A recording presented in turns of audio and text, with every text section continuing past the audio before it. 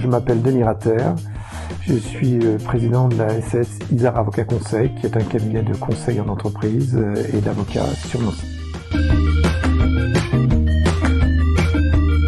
Je suis juriste de formation, bien évidemment. J'ai fait donc droit à Nancy, mon droit à Nancy, et puis en même temps je faisais Sciences Po à Paris. J'ai découvert moi les ressources humaines à travers une association qui existe toujours, auquel j'ai longuement adhéré pendant des années, qui était la NDRH, l'association des directeurs des ressources humaines. Et j'ai décidé de devenir avocat parce que après avoir fait ma carrière dans l'industrie, j'avais envie de m'ouvrir à d'autres entreprises.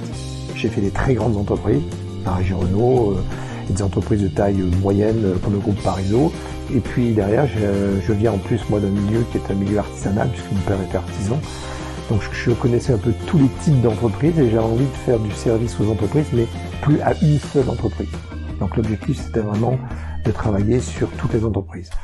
En outre, pendant ma carrière, notamment dans le groupe Parizeau, j'ai beaucoup travaillé sur tout ce qui concernait la représentation patronale, puisque j'ai été membre de la commission sociale de l'industrie du panneau, de l'industrie de l'ameublement. J'ai négocié la convention collective du panneau. J'ai fait donc beaucoup de négociations sociales. J'ai été conseiller prud'homme employeur sur les Vosges d'abord, et puis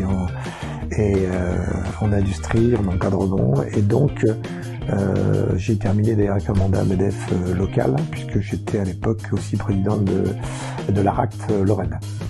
Voilà, donc c'est cette représentation, ou le fait de pouvoir rencontrer des gens et des chefs d'entreprise d'entreprises de toute dimension qui m'a donné envie de créer mon cabinet d'avocat.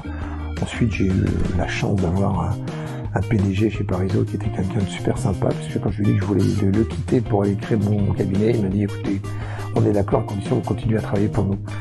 Ce qui en soi était très, très agréable pour moi.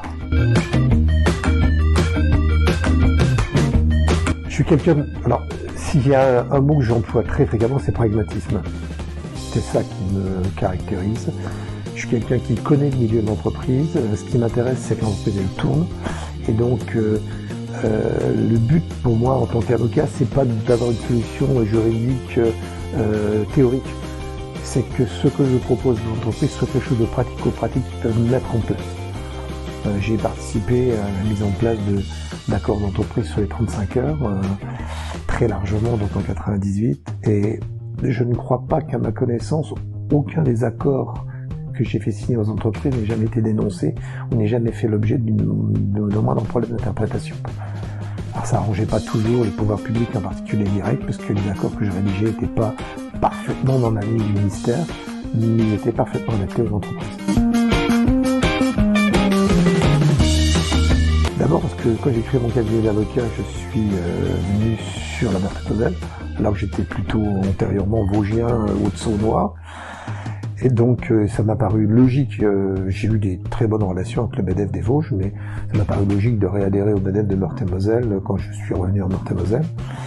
Et ensuite parce que je pense qu'on ne peut pas, entre guillemets, critiquer une logique entrepreneuriale locale sans prouver qu'on est soi-même capable de se mobiliser pour.